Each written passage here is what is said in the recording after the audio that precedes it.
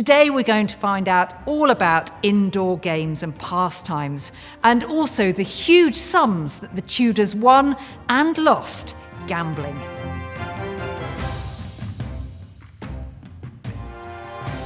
So Charles, what sort of games did the Tudors enjoy? Well, much like today, they had all sorts of different games, including card games and board games and dice games as well. For instance, chess was incredibly popular, a game called tables, which is probably much like drafts or checkers, also a game called Fox and Geese, which was another game that we're going to learn a little bit more about later. So the reason we know so much about this is because Henry VIII, when he died, this wonderful inventory was made of all his possession, and amongst them was all sorts of different games and the boards for playing them. So clearly Henry was very keen on games, but what about the women at his court?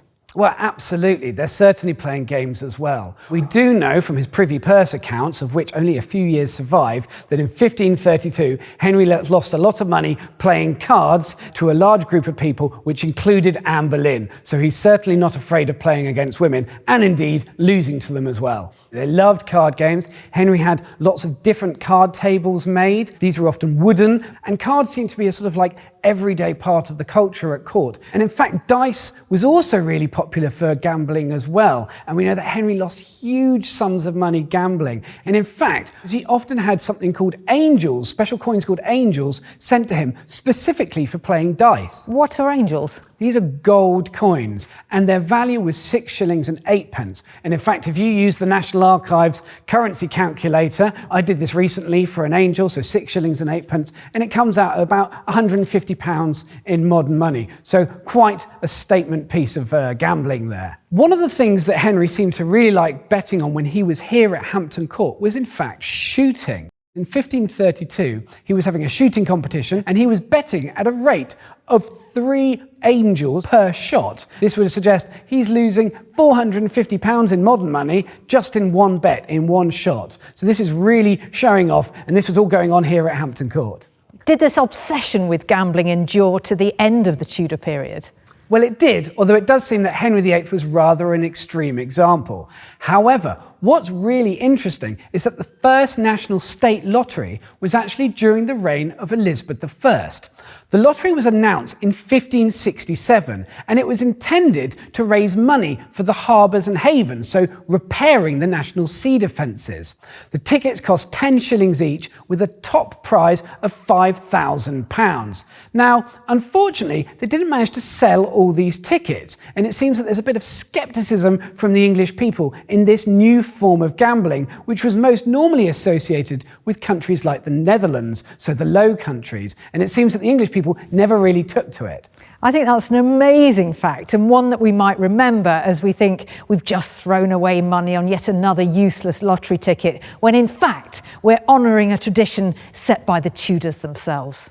Wasn't all this game playing and gambling rather dubious from a moral point of view? All a bit frivolous, really? Well, it was certainly frivolous, but there certainly seemed to have been one rules for the aristocracy and the monarchy and other rules for everybody else. And so we know at various times throughout the 15th and the 16th centuries, monarchs, including Henry, tried to ban his household servants from playing games like cards and board games, except during the 12 days of Christmas, so only on very special occasions. Now, very occasionally, they tried to roll this out even further afield. In 1526, they tried to issue a proclamation banning all these games. And in fact, he says that they went into various houses and they took the board games and the cards and the dice and they burnt them. This neither went down very well nor worked as a strategy, because what happened was the people found even worse things to do, like ferreting and drinking and even hunting and stealing deer and things like that. The people simply weren't having any of it.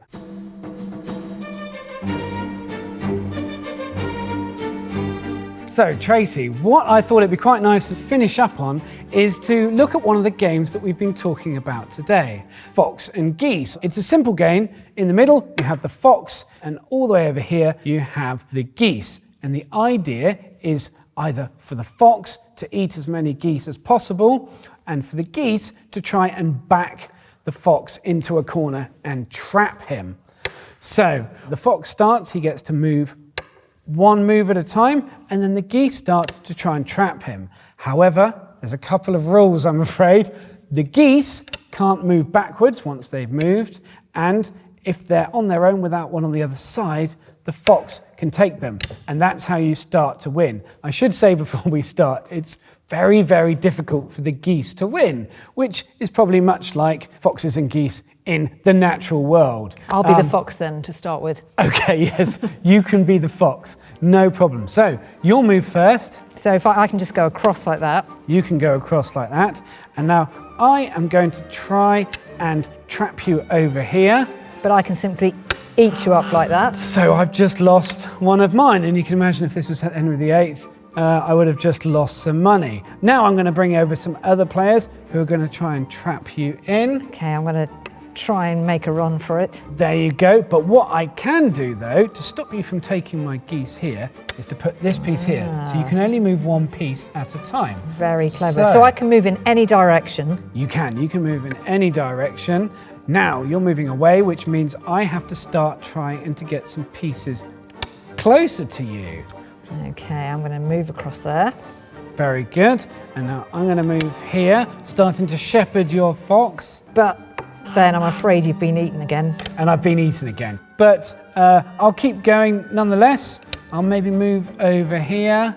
I mean, do we have details such as whether Henry liked to be the fox or the geese, or we just don't know? We just don't know, but we do know a lot of these debts in his privy purse accounts were related to just games. We don't know what games he was playing. So it could well be that Henry was losing a lot of the time playing these games, and from the amounts of money that he was losing, we might suggest that he was often the geese. Maybe he was actually the fox, but he was just really bad at this game, although potentially not as bad as me. Now, I think I'm right in thinking that once you lose more than a handful of players, or geese, should I say, that you've started to lose. So I think it would be very difficult for me to win at this point. So I might just concede and let you take all the gold coins home. You are absolutely right about how easy it is to win if you're the fox, because I'm a complete beginner, obviously,